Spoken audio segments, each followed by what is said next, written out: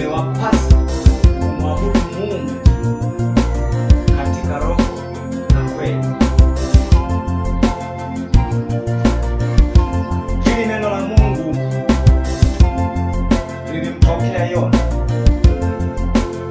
kwenda Ninawi kuhubiri.